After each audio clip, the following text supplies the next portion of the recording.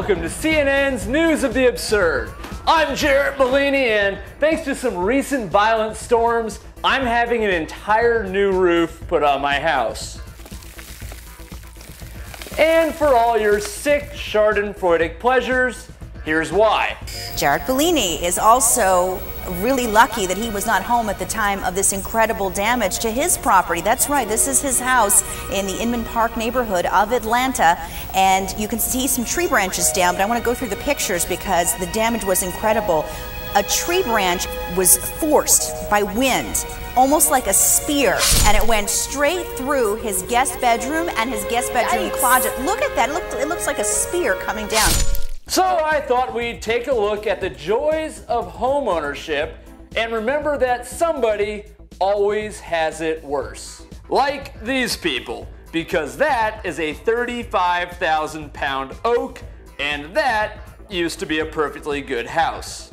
4x4s on my stomach squeezing down on me, and the tree was on it, so it was making me hard to breathe. Bendrick Joseph and his brother Freddie were laying in bed watching a comedy clip on their computer when things suddenly became rather unfunny. Unless, of course, you're an oak tree bloodthirsty for the demise of humans, in which case the whole situation was a real hoot.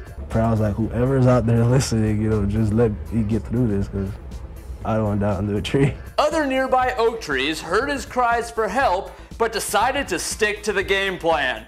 Unfortunately for them, however, paramedics did get the call, and after an hour of cutting away, Bendrick was freed.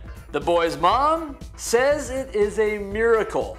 It is a miracle. A day later, her son was out of the hospital, able to rejoin his family at a nearby motel provided by the Red Cross. It's not quite home, but Bendrick sees the bigger picture. If I was laying on my back on my stomach, I would have died, but because I was sideways, it didn't get any of my organs or my privates, thank God. Oh my goodness.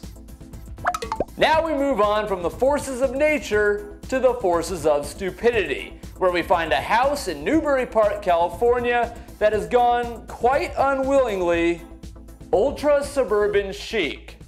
That side view mirror laying on the floor of Steve Kaminsky's house isn't part of some new West Coast art fad. It's from a minivan.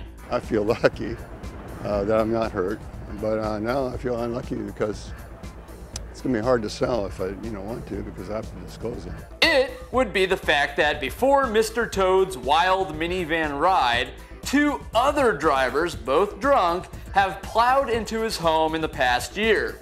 Yes, the past year.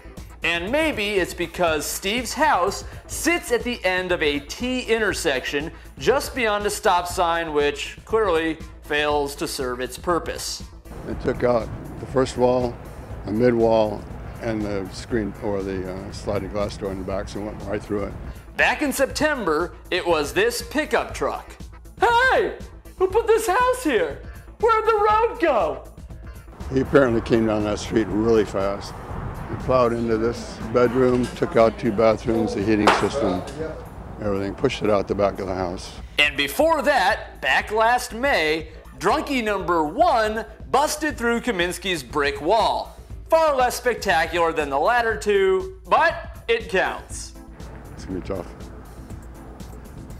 If we get something done to stop traffic from actually crossing this street, physically stopping them, I don't think I'm gonna be here.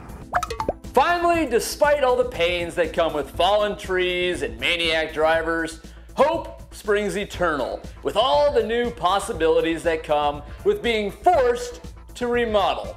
So you'll need a good architect, and if you live in Seattle and you have a nickel in your pocket, you're in luck. The architect is in.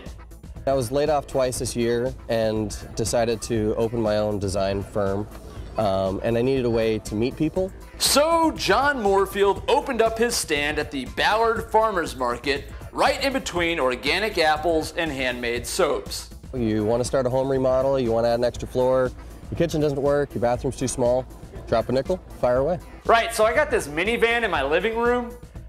It's as simple as that.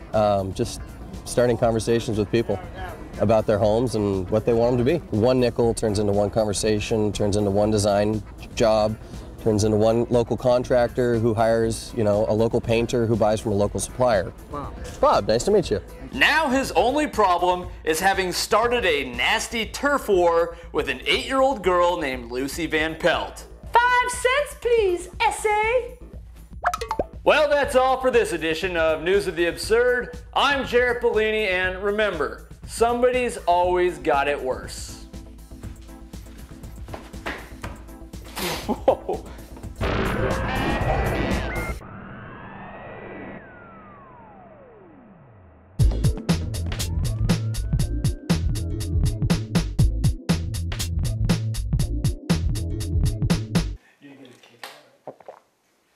I swear there's little pieces of asbestos flying into my water. I thought it wasn't asbestos. It's not! Oh. So now it comes back to me. God bless! That's the insulation raining in my nose. Is it?